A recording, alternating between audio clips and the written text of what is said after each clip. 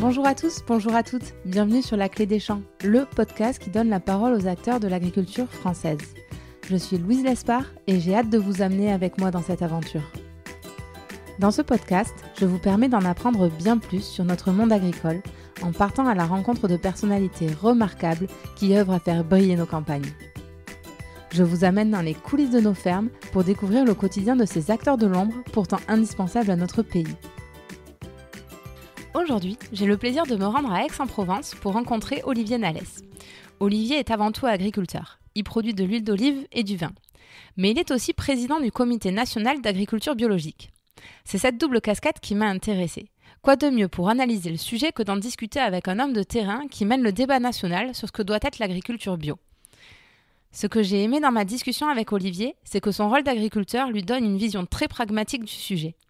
J'ai apprécié également son objectivité et sa franchise. Ici, pas de langue de bois. Il nous souligne les avantages de cette agriculture, bien sûr, mais aussi ses inconvénients et ses paradoxes. Bref, Olivier nous offre un panorama complet de l'agriculture biologique et nous fournit toutes les clés pour se faire notre propre opinion. Bonne écoute!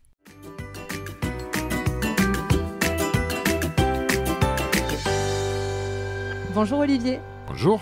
Merci beaucoup de nous accueillir dans tes bureaux à Aix-en-Provence. Est-ce que tu pourrais, pour commencer, te présenter et nous expliquer où c'est qu'on est actuellement ?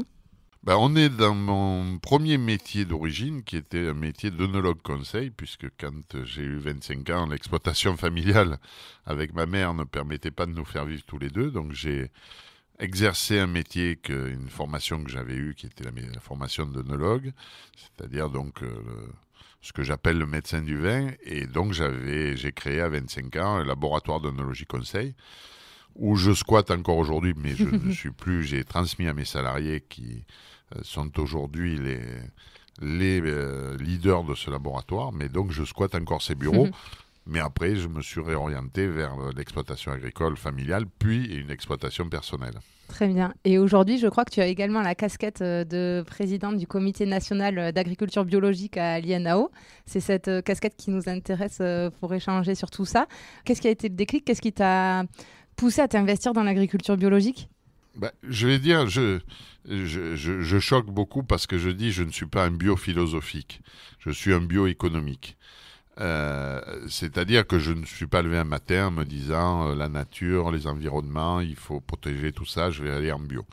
J'ai simplement essayé d'être à l'écoute de notre société et il y a maintenant plus d'une dizaine d'années, j'ai eu le sentiment que nous n'aurions pas d'autre sortie pour répondre aux attentes de la société que l'agriculture biologique. Et je me suis converti d'abord sur mon vignoble, puis sur mon oliveraie, parce que je pense, alors bien évidemment que derrière, je suis plutôt satisfait de ne pas contribuer à la pollution de la planète, ou le moins possible, mais il est clair quand même, et ça j'y tiens parce qu'il ne faut pas non plus se cacher derrière un voile. On fait de l'économie, on est là, quand on est agriculteur, on est là pour en vivre de cette agriculture. On ne fait pas ça pour le plaisir, en tous les cas, beaucoup d'entre nous n'ont pas les moyens de faire ça pour le plaisir. Donc c'est vrai que l'agriculture biologique, aujourd'hui, il faut qu'on réponde à cette demande du consommateur. Alors, je dis ça aujourd'hui, il y a une dizaine d'années, alors bon, il y en a qui sont partis il y a 30 ans, les historiques du bio sont partis il y a très longtemps dans le bio, mais on a aujourd'hui, on voit une amplification du phénomène qui va d'ailleurs continuer, il faut pas, parce qu'il y a une demande du consommateur. C'est pas parce qu'il y a plus d'agriculteurs qui veulent aller au bio, c'est parce qu'il y a plus de consommateurs qui veulent des produits bio. Et donc, on incite, que ce soit les pouvoirs publics, la Commission européenne. La future PAC, on le voit très bien aujourd'hui, elle est fortement marquée par l'orientation vers plus de bio. La Commission donne comme objectif 25% de bio en Europe. Il faut savoir qu'actuellement, on atteint péniblement, on n'est même pas encore au 9 ou 10%, on est plutôt à 8% de surface bio en Europe. Donc c'est un vrai enjeu français, européen. La France est plutôt bien placée. Alors on n'est pas des élèves extraordinaires, mais on approche les 10%. Donc on est un peu devant les autres. Quand tu dis 10%, c'est 10% de la consommation. Ah non, non 10% des surfaces. de la SAU. D'accord. De la surface utile agricole, ça veut dire qu'aujourd'hui, 10% des terres cultivées en France sont en bio. Un ministre nous avait donné des objectifs à 15% en 2022. On n'y sera pas, mais on ne sera pas très très loin non plus. On est sur des progressions actuellement qui restent à 2 chiffres. Entre 15, 16, 17%. Alors après, c'est très variable selon les filières. Il y a des filières comme la viticulture qui est très en avance, où la viticulture a passé les 10% depuis bien longtemps. C'est marrant parce que c'est pas ceux qui ont la meilleure image en termes d'utilisation de pesticides notamment. Oui, c'est assez amusant, mais il faut savoir que sur des régions comme le sud-est et l'Occitanie, on approche aujourd'hui les 20% de surface en bio. Il y avait un gros recul, il y avait un gros retard plutôt sur ce qu'on appelle les grandes cultures, les céréales, les choses comme ça. L'élevage aussi a mis du temps, mais là, ça explose dans le lait, ça explose. Voilà, il y a une vraie dynamique du bio. Bon, j'ai 1000 questions à te poser sur ce que tu viens de dire. Déjà, je suis très long. non, c'est parfait. Est-ce que tu pourrais nous dire comment se définit l'agriculture biologique ? Et j'imagine qu'il y a 3-4 grands items qui la définissent. Concrètement, c'est quoi l'agriculture bio ? Alors, dans les fondamentaux, le fondamental de base qui régit l'intégralité du bio en Europe, c'est l'absence de chimie. C'est-à-dire que le principe du bio, c'est de garantir au consommateur qu'il n'y a pas d'utilisation de chimie dans les produits qu'il va consommer. Ça ne veut pas dire qu'il n'y a pas de traitement phytosanitaire dedans, ça veut dire simplement que je n'ai pas le droit d'utiliser des engrais de synthèse, donc je peux utiliser des engrais naturels issus de fientes de volaille, de plumes, mais donc forcément naturels, c'est-à-dire qui existent en l'état dans la nature. Il n'y a pas, bien sûr, de produits phytopharmaceutiques, ce qu'on appelle les PPP, transformés, c'est-à-dire qu'il ne peut y avoir du cuivre. Le cuivre est un produit phytopharmaceutique, sauf qu'il est dans la nature, et donc on a le droit à l'utilisation du cuivre, du soufre, d'un certain nombre, y compris d'ailleurs d'insecticides naturels. C'est-à-dire qu'il y a, par exemple, le pyrètre naturel, qui est un insecticide, qui est du broyat d'insectes, qui nous permet de traiter certaines maladies, parce qu'il ne faut pas croire qu'on peut vivre, et la période est en train de le prouver, vivre sans se soigner, c'est un peu compliqué. C'est quelque part dire que le bio, c'est pas la nature, je me lève et je laisse faire la nature. La nature, elle est forcément hostile. La nature, j'ai l'habitude de dire, notamment dans le vin, que moi, parler de vin naturel, c'est une aberration, parce que la nature, elle ne sait pas faire du vin. C'est l'homme qui sait faire du vin, qui à un moment va maîtriser les choses. Donc, pas de produits chimiques. Il y a après, notamment dans l'élevage, un certain nombre de principes, notamment sur le bien-être animal, comme c'est aujourd'hui quelque chose de très en vogue. C'est vrai que quand je veux faire de la viande bio, je dois respecter un certain nombre. Les animaux doivent être en liberté, il doit y avoir des espèces de promenade. Donc, ça n'est pas que lié, on voit souvent la partie végétale, mais il y a aussi la partie animale. Et tout au long du processus, ce que garantit aujourd'hui un logo AB, c'est qu'au bout de tout ça, par des contrôles assez forts, on va arriver à garantir au consommateur l'absence de ces produits chimiques. Oui, parce que ça concerne l'agriculteur, mais toute la chaîne de production qui va derrière. Le bio va très loin, puisque même maintenant, on a des certifications bio sur des produits de beauté. Donc, c'est pas forcément que de l'alimentaire. Oui, ça va. Ça couvre bien sûr toute l'industrie agroalimentaire, puisque je vais transformer mes ingrédients, mes matières premières. Je vais faire du pain bio, je vais faire des sauces bio. Donc, bien sûr qu'il faut que mes tomates, mon basilic soient bio, mais par exemple, on est aujourd'hui en train de définir peut-être le sel bio qui n'existait pas jusqu'à présent. Il y a les notions d'épices, voilà. Donc, après, dans l'industrie agroalimentaire, il y a tout ce qui est lié à la stabilisation. C'est-à-dire que là, bien sûr, je perds le droit d'utiliser. Alors, je ne l'ai pas dit tout à l'heure dans le monde animal, mais dans le monde animal, bien sûr, il y a une extrême limitation d'utilisation des antibiotiques. Ça ne veut pas dire qu'un animal qui va être malade et souffrir, on va le laisser mourir parce que c'est en bio. Donc, il peut y avoir des dérogations extrêmes qui doivent être validés par un vétérinaire. Et c'est pareil, quand je veux conserver une sauce, avant je mettais un stabilisant et puis basta, ça se conservait. Là, dans le bio, il va falloir utiliser des techniques physiques. Le bio, c'est aussi la promotion de tout ce qui est la physique, c'est-à-dire des filtrations, du chauffage quand je veux pasteuriser. C'est-à-dire je recommande tout ce qui est physique à l'opposé de tout ce qui est chimique. Voilà. Ça, c'est les fondamentaux du bio. Et par contre, le bio n'intègre pas des exigences de localisation, d'origine, c'est-à-dire qu'on peut importer un produit d'Argentine, et si le process respecte le cahier des charges bio, il peut avoir le label bio. Tout à fait. Il n'y a pas de... Le bio est mondial. Il y a le bio lié au règlement européen, qui va donc être un bio lié à un règlement qui est commun aux 27 États membres. Et puis, il y a le bio, ce qu'on appelle pays tiers, parce que j'aime pas beaucoup ce mot, mais c'est sa dénomination, c'est-à-dire qu'on va chercher les pays qui sont tiers à l'Union européenne. Alors, bientôt, il y aura l'Angleterre, il ne faut pas l'oublier. Et donc, dans ces pays tiers, quand ils veulent utiliser le logo européen sur le marché européen, ils doivent être conformes. Alors, le nouveau règlement réaffirme le fait que les produits qui sont marqués bio en Europe doivent respecter totalement le règlement européen, ce qui limite aussi les distorsions de concurrence. Mais toi, en tant que présidente du Comité national d'agriculture biologique, comment tu peux être sûr qu'un produit qui arrive d'Argentine et qui arrive sur le sol français dans une grande surface française, il a respecté le cahier des charges européen qui est imposé ? Toute la crédibilité du système bio est basée sur son système de contrôle. Et je dois reconnaître, pour m'être occupé à avoir, dans une autre vie, présidé le Conseil des agréments et contrôles à l'INAO, qui gère justement la partie contrôle de tous nos signes, que le contrôle européen est un contrôle très fort, il faut savoir que toute entreprise qui est en bio est contrôlée en moyenne en France 1,5 fois par an, une fois, je dirais, systématiquement, et une demi-fois aléatoirement.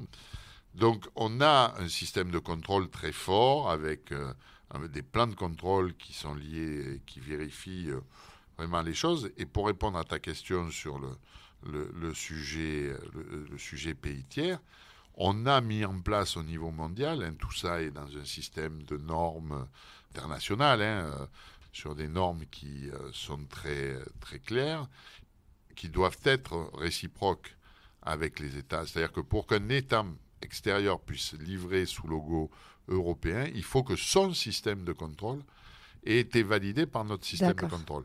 Donc aujourd'hui, il arrive un produit d'Argentine, s'il est en bio, ça veut dire qu'il y a un organisme certificateur argentin ou parfois français, parce que le plus gros organisme de contrôle qui s'appelle EcoCert est aujourd'hui présent dans je ne sais pas combien de pays dans le monde, je n'ai pas le chiffre, mais donc EcoCert ça peut tout à fait être EcoCert qui a certifié ce bœuf argentin, pour prendre, puisque c'est souvent de la viande bovine qui arrive d'Argentine. D'accord. On ne l'a pas spécifié, mais tu l'as cité plusieurs fois. On parle des logos, donc de l'Eurofeuille avec les étoiles et puis du logo AB.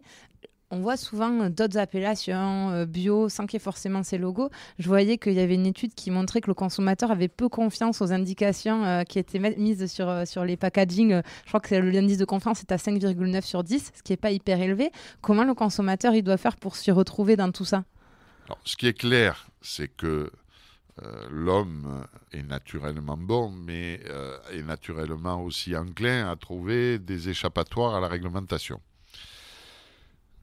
Au niveau européen, le mot bio est hyper contrôlé et il n'y a pas d'utilisation. Et je dis bien il n'y a pas, c'est-à-dire que dès qu'il y en a un qui va essayer de biaiser sur le sujet, il y a une intervention très rapide des autorités nationales, en l'occurrence en France, la répression des fraudes, mais dans tous les États membres.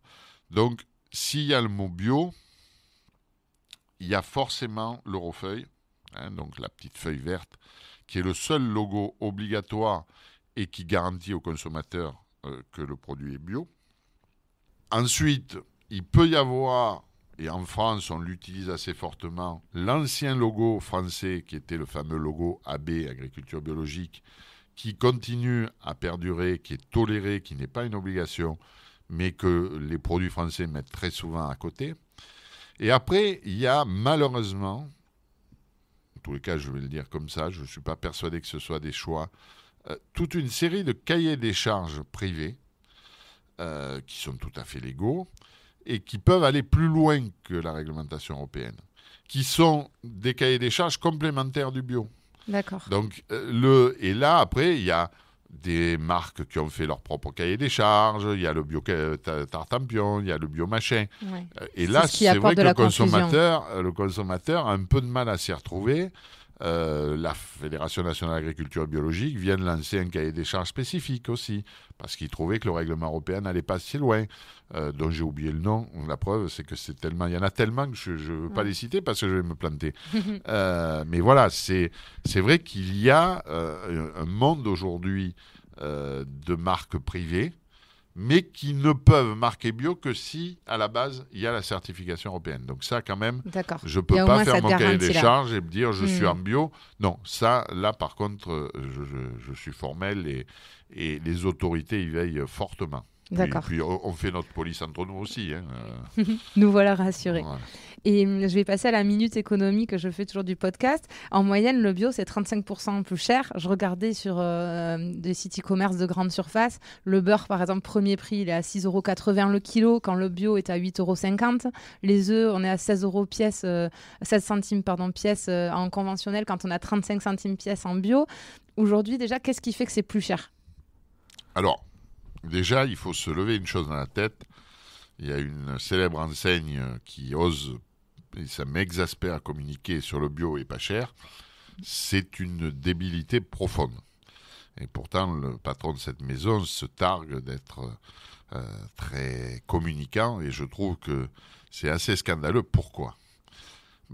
À un moment donné, quand je vais supprimer l'aide de la chimie, je vais supprimer, je dirais, beaucoup de choses. La chimie, par exemple, va me permettre d'augmenter mes rendements. C'est-à-dire qu'aujourd'hui, quand je produis en huile d'olive bio ou que je produis en vin bio, je suis entre 20 et 30% de rendement en moins. Donc déjà, en productivité, je perds parce que l'engrais... Donc déjà, il y a ça. Le deuxième élément qu'il faut prendre en ligne de compte, c'est qu'à partir du moment où, par exemple, je vais supprimer le désherbant.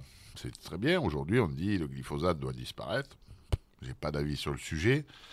Mais ce que je sais, c'est que la disparition du glyphosate dans une exploitation, là où je passais une fois avec mon désherbant et je traitais pour l'année, je vais passer entre 3 et 5 fois avec mon tracteur pour enlever l'herbe que je n'ai pas détruite. Donc, une année comme 2014, qui était une année horribilis pour nous en Provence, où on a eu des pluies tout l'été, disons que annuellement, je passe, on sortait, quand on était en conventionnel, on sortait le tracteur 6 à 7 fois. En 2014, je crois qu'on a été à 22 passages de tracteur. Ouais. Ça pose en termes d'émissions de carbone. Ça pose des questions d'ailleurs sur l'empreinte carbone, etc. C'est-à-dire qu'à un moment donné, c'est facile de dire il faut supprimer ça, mais il faut aussi avoir conscience des conséquences. Je vais prendre un sujet totalement extérieur à l'agriculture biologique, mais qui pour moi est un sujet que le citoyen ne mesure pas. On a dit, c'est facile, on supprime tous les produits phyto et désherbants et chimiques dans les collectivités. C'est-à-dire qu'aujourd'hui, une mairie ne peut plus utiliser, depuis déjà 1 ou 2 ans, ne peut plus utiliser de désherbants, de produits de traitement, etc. Mais aujourd'hui, quand le cimetière il est couvert d'herbe, et que les gars gueulent parce qu'en disant « oui, tu te rends compte, ce cimetière est... » Ça veut dire quoi ? Ça veut dire que demain, on met des mecs avec une sape à aller désherber. Ça a un coût pour la collectivité. Et ça, pour répondre à ta question sur le coût, oui, aujourd'hui, mais c'est pas 20%. Moi, je vois au niveau de ma filière, alors sur le vin, on est autour de 20-25%.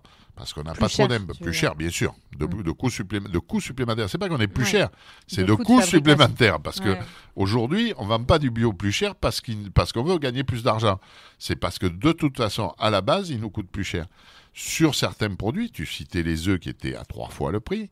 Ben oui, parce que le nombre de poules au mètre carré, après, c'est très bien. On n'a plus de poules en cage, il y a du bien-être animal. Et je suis ravi aujourd'hui que les œufs bio prennent de l'ampleur. Mais il faut savoir que là où tu mettais 10 poules, si tu en mets 5, ben, obligatoirement, tu vas doubler tes prix de revient parce que tu vas doubler tes surfaces, parce que tu vas doubler les temps de ramassage, parce que voilà. Donc tout ça, et il faut que le consommateur en soit conscient, le bio, ça coûte aujourd'hui, et économiquement, c'est un coût de... Moi, que je chiffre plus à 30 à 50% de plus que le conventionnel qu'à 20, Ouais. malheureusement.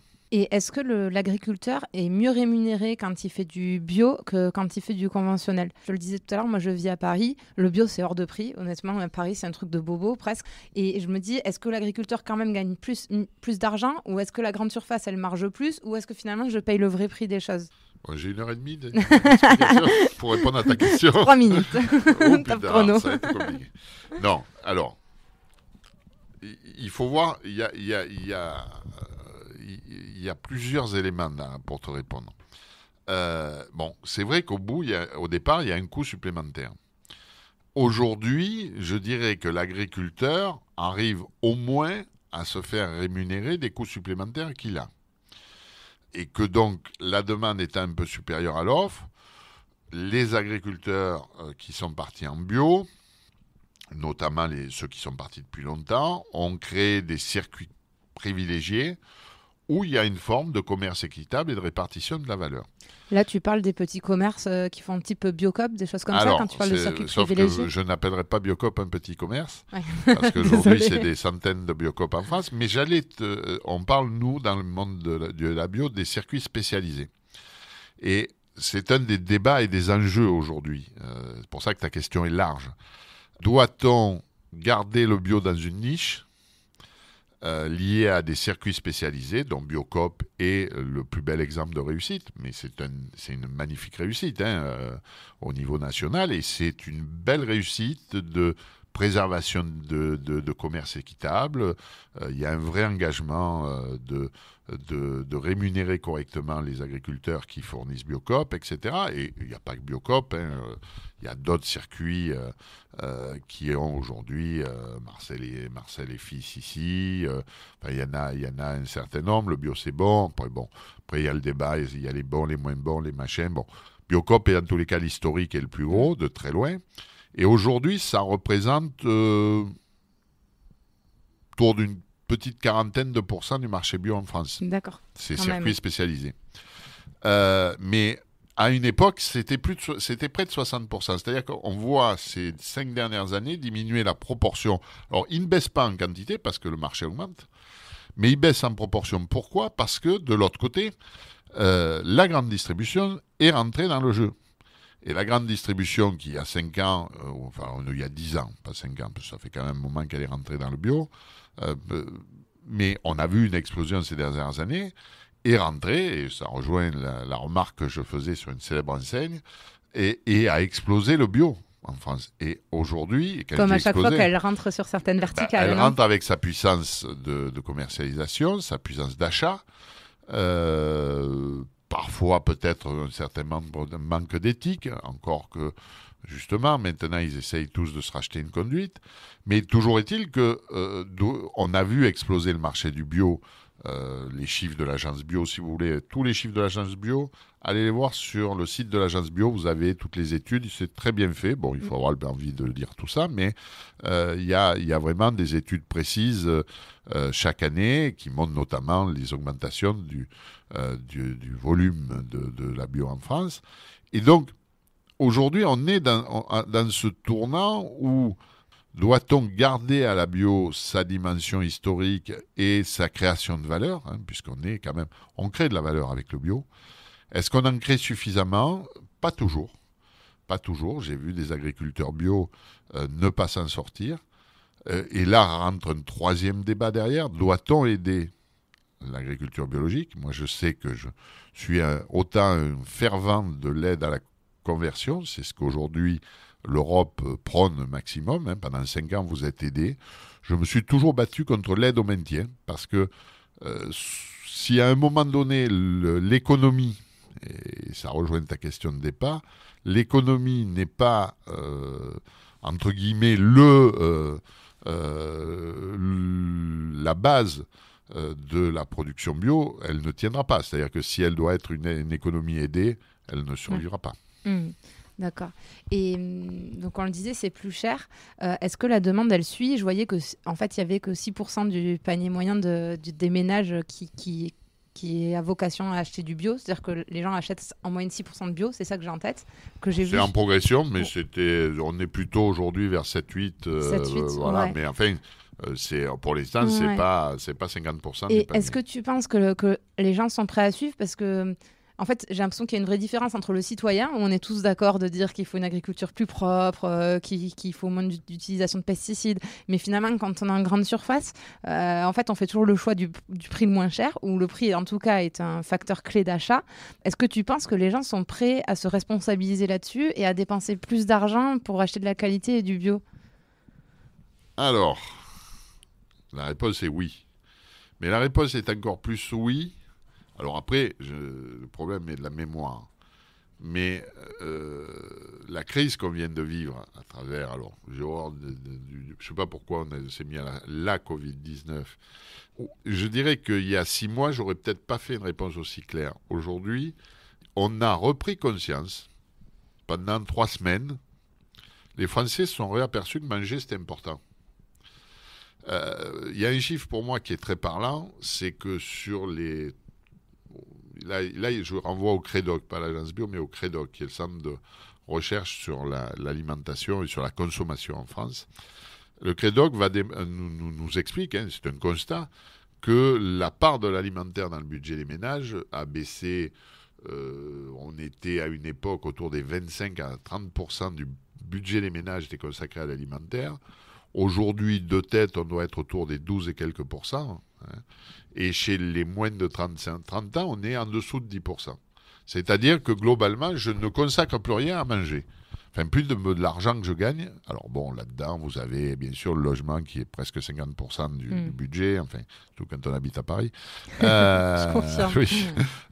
Donc, lors du début du confinement, les gens ont découvert qu'ils pourraient peut-être ne pas être alimentés. Et là, ça a été les agriculteurs tiennent, ils ont approvisionné, nous allons pas mourir de faim, les pâtes, le riz, etc. Enfin, c'était assez amusant parce que on est sur des générations qui n'ont jamais connu de guerre. Moi, mon grand-père, j'ai toujours connu gamin une armoire complète dans la maison qui était pleine de boîtes de conserve. Il avait connu la guerre de 39-45 et on était dans les années 70, donc on était 30 ans après, il y avait toujours les boîtes de corned beef, etc. Parce que se nourrir, ils avaient connu ce qu'étaient les restrictions et le fait de ne pas se nourrir. Pourquoi je donne cette réponse? C'est parce que quand on regarde aujourd'hui cette période, le bio a explosé pendant la période du confinement. Alors quand il a explosé, les derniers chiffres qui sont sortis, c'est des progressions à 17-18% de la consommation bio pendant la période du confinement. Parce que, donc, aujourd'hui, ils ont retrouvé le fait qu'il fallait que se nourrir n'était pas accessoire, et se nourrir bien était encore mieux. Donc, c'est vrai qu'on vit actuellement sur une mini-vague. Tu penses qu'elle va durer, cette vague? Alors, voilà, tout le débat et tout l'enjeu, c'est est-ce que cette vague, et c'est pour ça que je parlais de mémoire collective tout à l'heure, j'ai bien peur que ce qui, pendant quelques semaines, est apparu comme être quelque chose d'important, mais je pense que ça laissera quand même des traces, parce que il y a, j'ai loin de moi les capacités d'analyser les conséquences psychologiques pour notre communauté de cette crise qu'on vient de vivre, mais en tous les cas, elle a perturbé des choses, elle a fait des prises de conscience. Jusqu'où ça ira, ça on pourra en parler dans quelques années, mais il est clair que oui, aujourd'hui, mieux manger, alors j'enlève la partie Comme tu disais, Bobo, tout à l'heure, je deviens végan parce que les pauvres animaux, je veux pas qu'on les tue, ou des choses comme ça. Là, bon, ça, c'est une micro-partie de la société qui gonfle, qui est très présente chez les jeunes. Enfin, qui est présente chez les jeunes. Très, n'est peut-être un mot trop fort.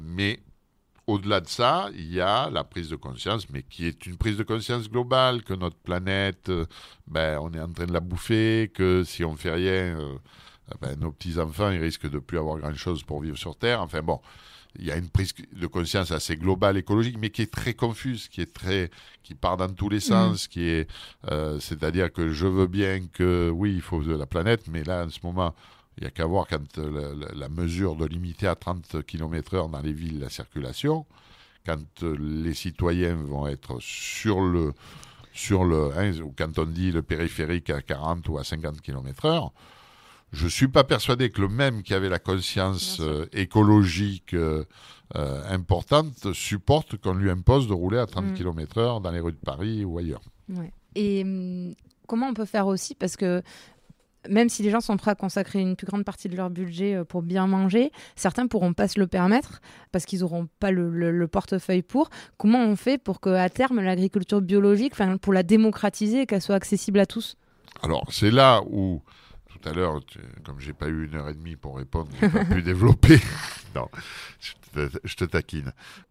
C'est vrai que, et c'est un des objectifs alors gouvernementaux et sociétaux, parce que souvent ils se rejoignent, plutôt le gouvernement essaie d'écouter la société, sur la notion des circuits.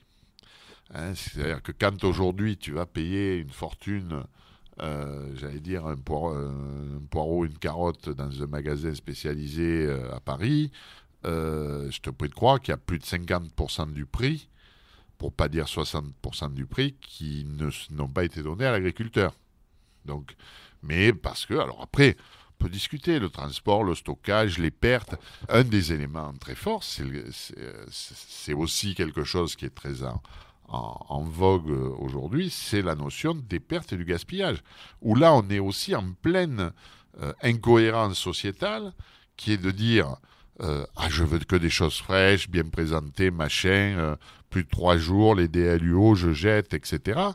Et de l'autre côté, quand il faut voir qu'un épicier qui va acheter 100 de marchandises pour se faire un étal avec tous les fruits, les légumes, les machins, il en jette entre 30 et 40%.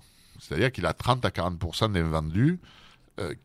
Donc, quelque part, quand il a acheté 10, ça lui a coûté quasiment 20. C'est des choses comme ça qu'on ne voit pas. D'où, et là j'ai fait une digression pour répondre à ta question, oui, les solutions, on travaille dessus. Je participe alors, anciennement au titre de la Chambre et puis maintenant au titre d'autres fonctions sur tout ce qui est le développement des circuits courts. Alors c'est un joli mot, circuit court, mais ce qui amène circuit court amène diminution du gaspillage, amène production directe, voire périurbaine, voire...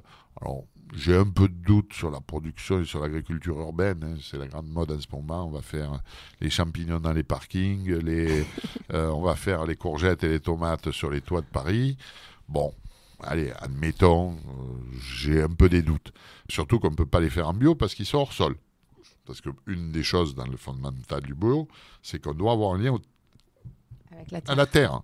Donc, je ne peux pas faire du hors-sol, donc je ne peux pas faire du container dans Paris en bio. Bon, ça, je referme la parenthèse.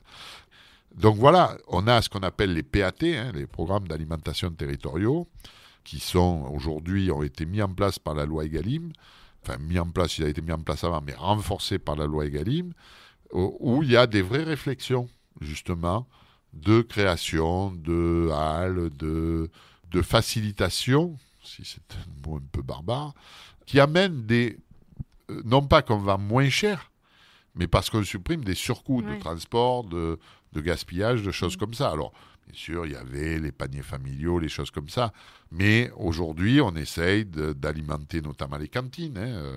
Donc oui, on devrait arriver à faire baisser un petit peu et à faire bénéficier plus de population de cette nourriture.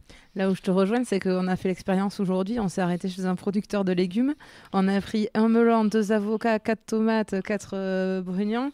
On en a eu pour 6 euros. En fait, quand on arrive de Paris, on se dit c'est trompé sur le prix. C'est pas possible. Voilà, oui, et c'est sûr qu'en allant directement au producteur, c'est ce qu'on constate, ce que je constate en faisant les interviews, ça coûte moins cher. De toute façon, je veux dire, aujourd'hui, 1 kilo de tomates bio est payé à l'agriculteur moins d'un euro. C'est 60-65 centimes du kilo de tomates bio.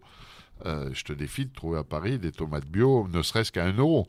Elles vont arriver à 3, 4 euros la tomate. Mais quand on dit ça, on a l'impression de dire les intermédiaires sont des voleurs. Non. Je ne dis pas qu'ils ne mangent pas, tout le monde doit manger, c'est le fondement du commerce équitable, c'est que chacun doit pouvoir prendre. La base de notre économie, c'est je crée une valeur et je la répartis.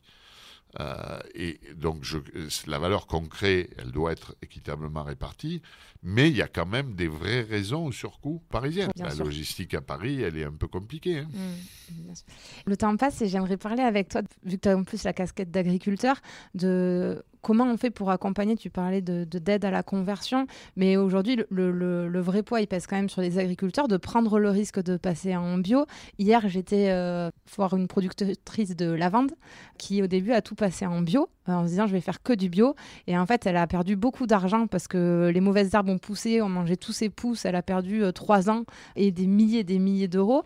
Comment on fait pour aider les agriculteurs à faire cette transition ? Alors, on revient d'abord à la question que tu me posais tout à l'heure, c'est-à-dire que partir du principe que le jour où je pars en bio, je sais qu'il va falloir que j'investisse dans du matériel, que j'investisse dans du personnel. Si je ne prends pas conscience de ça au départ, je suis perdu.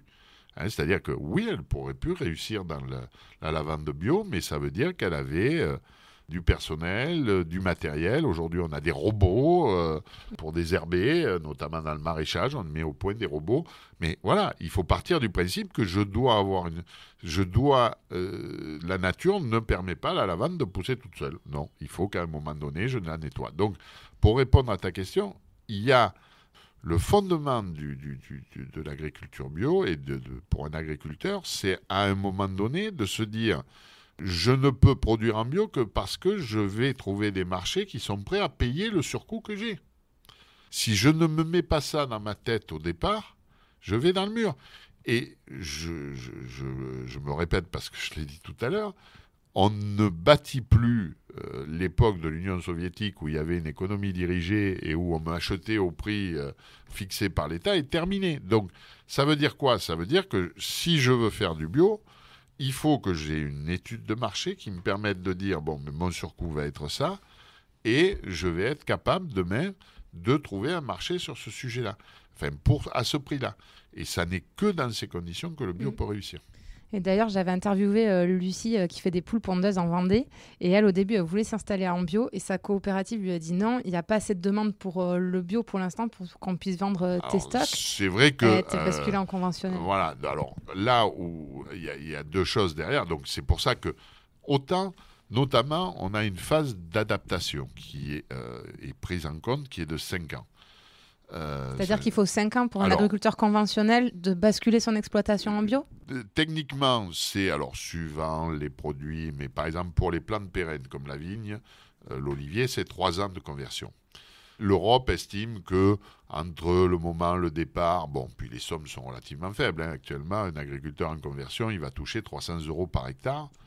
Il faut savoir que le prix de revient d'un hectare de vigne, c'est autour des 6 000 €. Donc aujourd'hui, sur 6 000 €, ça veut dire qu'on va me donner 5% de prime pour passer en bio. Donc c'est pas ça qui est le moteur aujourd'hui de la conversion. Donc bien sûr qu'il y a ce petit coup de pouce. Et en plus, pendant cette période-là, j'ai les coûts du bio et je ne peux pas vendre en bio. Et oui. C'est que la 4e année où je peux commencer à vendre mon vin ou mon huile d'olive en bio. Donc pendant 3 ans, j'ai les coûts du bio. Donc là, oui. Et on se bat au niveau de la future PAC pour renforcer ces aides à la conversion. Et là, il y a un vrai... Et après, il y a des collectivités territoriales. Nous, ici, dans les Bouches-du-Rhône, Martine Vassal a fait le choix de mettre en place un système d'aide à l'investissement, c'est-à-dire qu'on disait tout à l'heure, ta productrice de lavande, elle avait besoin d'un robot.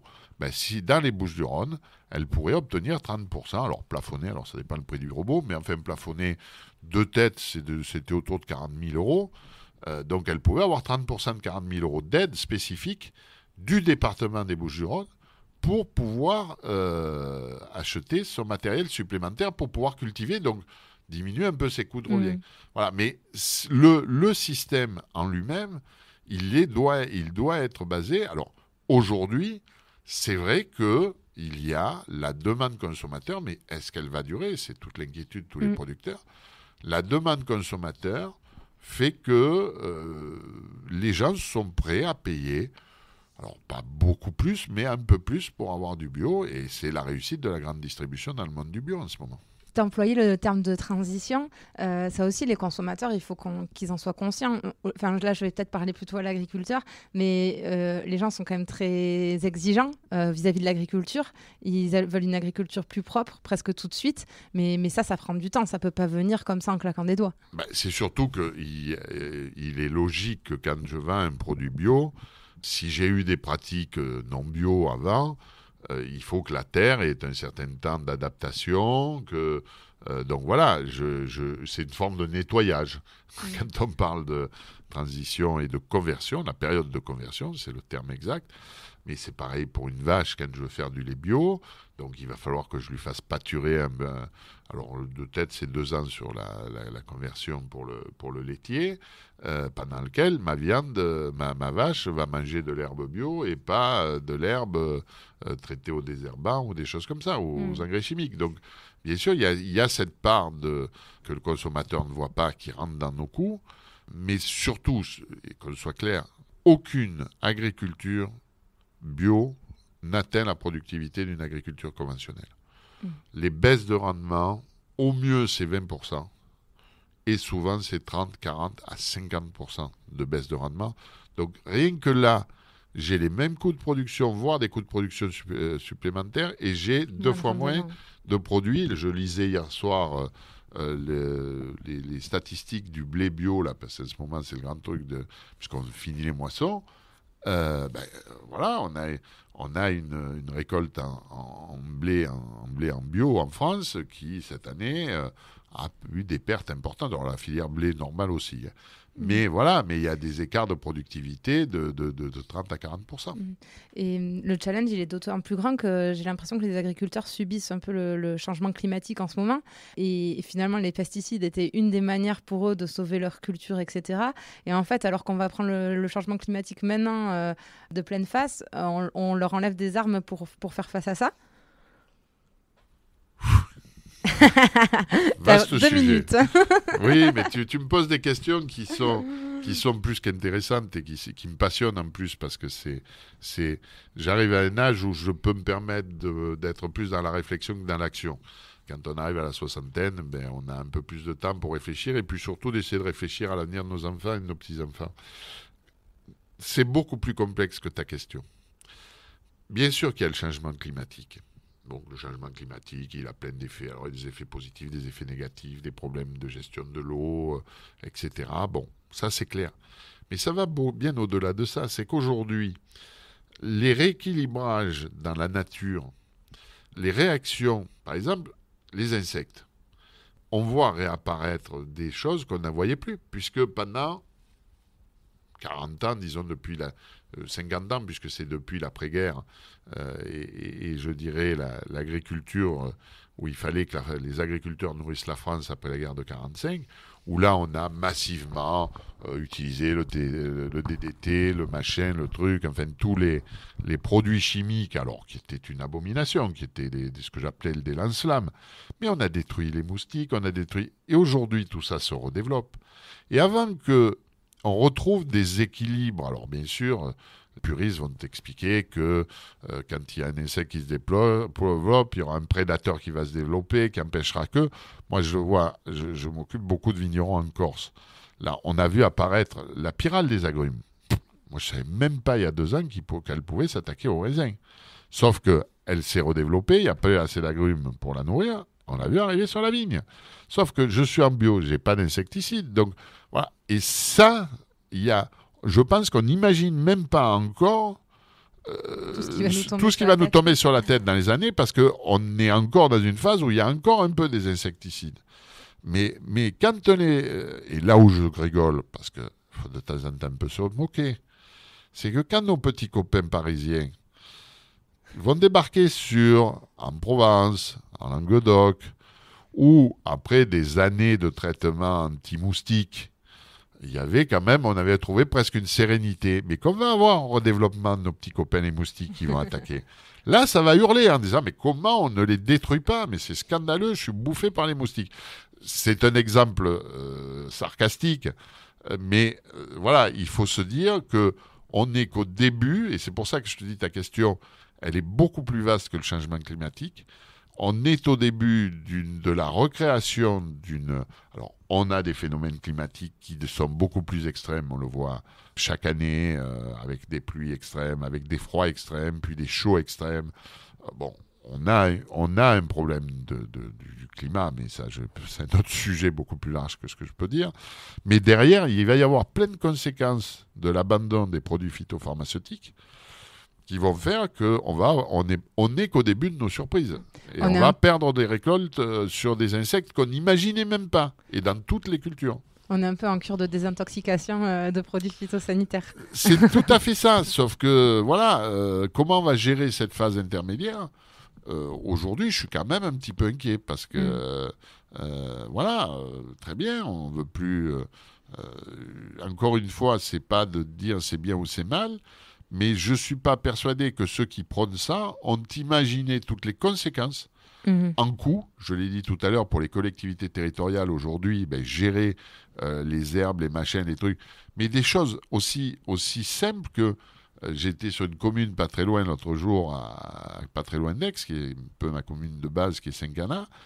Et j'étais avec l'adjoint aux espaces verts et je vois les platanes, mais ils sont en train de crever. Et il me dit, j'ai plus le droit de traiter. On a les platanes. Alors là, quand les gens vont abattre des platanes qui ont 100 ou 150 ans parce qu'ils sont en train de crever, parce qu'on n'a plus le droit de les traiter, on va dire, mais comment il faut sauver ces platanes? Eh oui, Coco, il faut sauver ces platanes, mais on n'a plus le droit de la chimie. Donc, tu vois, il y a... C'est pas tout blanc, c'est pas tout noir. Comme souvent dans notre société, on est dans des aberrations. Un exemple qu'on a vécu l'an dernier au sein du comité national de l'agriculture biologique, qui est le chauffage des serres. Alors, ça a déchaîné les médias. Le ministre est venu au comité national. Aucun ministre n'avait assisté à un comité national de l'INAO. C'est typiquement le genre de bonne idée et de mauvaise solution. C'est quoi? C'est parti du fait que l'AFNAB a lancé une pétition sur l'interdiction du chauffage des serres l'hiver, en disant c'est pas écologique. Et puis, bon. Moi, j'ai poussé, et c'est ce que le ministre a accepté, sur le fait de dire c'est pas le chauffage qui est problématique, c'est le fait de désaisonnaliser la consommation de fruits et de légumes, et que manger des tomates en janvier, en décembre, en décembre, il y a encore un peu de tomates qui finissent de la saison, mais disons en janvier, février, mars, qui était le gros cœur d'absence de la tomate, de l'aubergine, de ce qu'on appelle les légumes d'été, c'est vrai qu'il y avait une forme de logique. Donc l'idée de départ, elle est bonne. Sauf que derrière, l'Europe ne veut pas statuer sur le sujet. Donc qu'est-ce qui se passe? C'est que c'est la France, toute seule, le comité national que je préside, qui est saisi pour prendre une décision spécifique à l'agriculture française. C'est-à-dire qu'aujourd'hui, alors après, je vous passe les débats parce que ça n'a pas d'intérêt, mais ça a été des débats très longs, très violents. Et au bout du compte, pour arriver à quoi? On a interdit la commercialisation des légumes d'été bio du 22 décembre jusqu'au 30 avril. C'est-à-dire que je ne peux pas commercialiser en France de tomates bio françaises. Mais je peux commercialiser de la tomate marocaine bio, de la tomate espagnole, la tomate belge. Donc voilà, après on a essayé de faire que les enseignes jouent avec nous le jeu, mais les enseignes spécialisées, on parlait de Biocoop, jouent le jeu et refusent de commercialiser. Par contre, je ne suis pas persuadé que d'autres enseignes, quelles qu'elles soient, n'aient pas commercialisé. Mais c'est simplement dire que le danger de la bien-pensance, d'idées qui sont politiquement correctes, on va dire, amènent à des décisions qui créent des distorsions de concurrence et qui font que nos agriculteurs sont défavorisés par rapport aux autres agriculteurs européens. Voilà, on s'est tiré un peu une balle dans le pied franco-française. Conclusion, ne pas manger de tomates en janvier, février, mars. C'est vrai que c'est pas plus mal de ne pas manger de tomates en janvier, février, mars. Puis il y a des tomates en conserve, y compris des tomates bio en conserve, donc pourquoi pas. Et ça m'amène à ma question suivante. Comment tu vois l'avenir ? Est-ce que c'est imaginable d'avoir une agriculture qui soit 100% bio ou est-ce que c'est complètement utopique ? J'allais dire, je vais pas répondre oui ou non parce que elle est en tous les cas dans l'esprit d'un certain nombre de nos décideurs politiques et probablement dans l'esprit de certains consommateurs. Je pense que la réalité rattrapera les choses et que je ne nous vois pas capables aujourd'hui de nourrir la planète en bio. Alors, ne serait-ce que l'Europe. Je dis souvent avec un peu de tristesse que on gère des problèmes de riches en France. Notre problème, c'est est-ce que je vais manger un œuf bio que cette pauvre petite poule, elle n'a pas été en cage et elle a pu courir dans la nature. Bon, faut pas oublier, on est aujourd'hui un peu plus de 7 milliards d'habitants sur Terre. On nous annonce 10 milliards en 2030. Ouais. C'était ma question d'après, c'est voilà. Parfait. Écoute, j'anticipe tes questions, même sans les connaître. Il y a, sur ces 7 milliards, il y en a, je ne sais pas combien, je ne veux pas dire un chiffre à la con, mais il y en a un paquet, le matin, ils se lèvent pour savoir ce qu'ils vont manger. Pas de savoir si c'est bio, si c'est naturel, si la poule, elle a pu courir. Le problème, ça sera de dire, est-ce que je vais pouvoir me nourrir mes enfants ? Et ça, c'est le propre un peu des civilisations riches. Même si tout le monde, bien sûr, beaucoup estiment ne pas être riche, mais le plus pauvre d'entre nous est certainement beaucoup plus riche que, je ne vais pas citer de pays. Donc voilà, est-ce qu'aujourd'hui, bien sûr qu'il faut qu'au cœur de nos préoccupations, toutes les pratiques qui n'abîment pas notre terre doivent être prônées à l'échelle mondiale. À l'échelle mondiale, pas à l'échelle européenne, pas à l'échelle de nos... Sur les 7 milliards, on est quoi ? Aujourd'hui, l'Europe ne pèse même plus de 10% de la population mondiale. Il ne faut pas l'oublier, ça. On n'est plus rien dans le monde, au sens strict.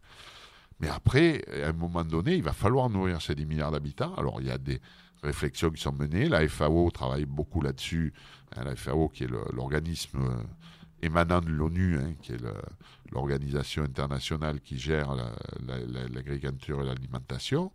Mais c'est clair qu'on est dans une phase où, oui, il faut avoir de bonnes intentions, mais à un moment donné, il ne faudra pas oublier qu'il faut nourrir d'abord notre population correctement avant de s'amuser à notre petit confort de la poule qui court en plein air à louer. Très clair.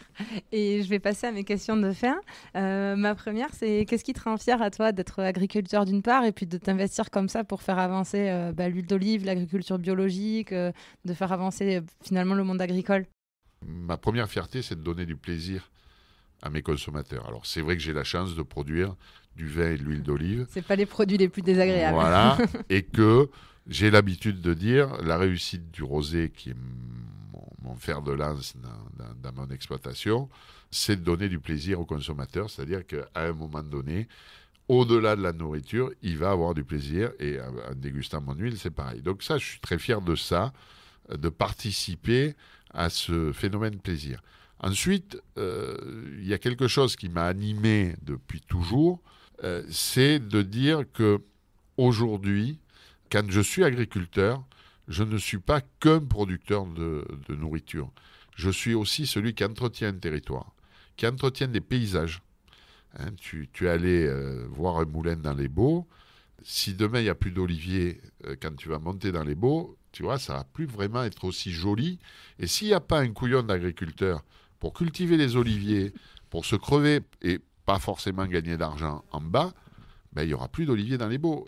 C'est pour ça que mon engagement, il a d'abord et il est autour des appellations d'origine, parce que l'appellation d'origine, elle entretient le territoire et elle maintient la valeur de la production dans le territoire. Et ça, pour moi, c'est vraiment, pour répondre à ta question, ma fierté, c'est de me battre pour que on continue, nous, à produire nos produits du terroir à proximité de notre population. Ma deuxième question, c'est est-ce que tu aurais un truc à nous donner pour qu'on puisse étaler notre science au prochain repas entre amis? Alors, je ne vais pas te donner un truc sur le bio directement parce qu'il n'y a rien de très sexy qu'on peut raconter le jour. Puis on a déjà appris plein de choses. Voilà, j'ai d'abord raconté beaucoup de choses. J'ai parlé un peu du taureau de Camargue. Alors, c'est une histoire qui m'avait fait beaucoup rire il y a quelques années quand l'AOP taureau de Camargue est né. Quand un cahier des charges, quand on le reconnaît en France, il part à Bruxelles. Sauf que quand il arrive à Bruxelles, il a fallu expliquer aux fonctionnaires européens que le taureau de Camargue, il n'en avait pas. C'était un bœuf.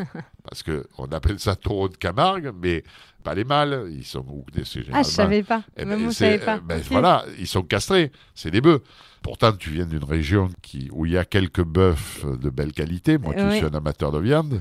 Et la chalosse m'intéresse. Tu manges jamais le taureau. C'est vrai. Tu manges le bœuf. Le bœuf, je rappelle, c'est en général, c'est vraiment le bœuf castré qui est la plus belle viande. Et dans nos taureaux de Camargue, c'est pareil. Mais allez expliquer que l'AOP, elle s'appelle taureau de Camargue, mais que le taureau, il n'en a pas, ça, j'avoue que ça nous a fait rire très longtemps. Et c'est une histoire qui, je pense à Bruxelles, a fait quelques choux gras à une époque, il y a très longtemps. Parfait. Et ma dernière question, c'est où est-ce qu'on peut te contacter si on a une question, si on souhaite te discuter avec toi. Je pense que je suis quelqu'un qu'on peut contacter assez facilement, d'abord par les réseaux sociaux, parce que je suis présent à la fois sur Instagram, à la fois sur Facebook et sur LinkedIn, donc les 3 réseaux. Au nom d'Olivier Nalès. Avec Olivier Nalès, je n'ai pas toujours le temps de répondre, mais j'essaye quand même de répondre. La preuve, je t'ai répondu. Exactement, et très vite. Voilà. Bon, super. Merci beaucoup, Olivier, pour ton accueil. C'était très intéressant. Et surtout, merci beaucoup pour ton objectivité sur le sujet et ta franchise. Ça nous a permis d'apprendre beaucoup de choses. Merci à toi, Louise. Bonne fin de journée. J'espère que cet épisode vous aura plu. Si c'est le cas, n'hésitez pas à laisser une note 5 étoiles ou à en parler autour de vous. Ça m'aiderait énormément pour faire connaître le podcast. Merci beaucoup et à bientôt pour prendre ensemble la clé des champs.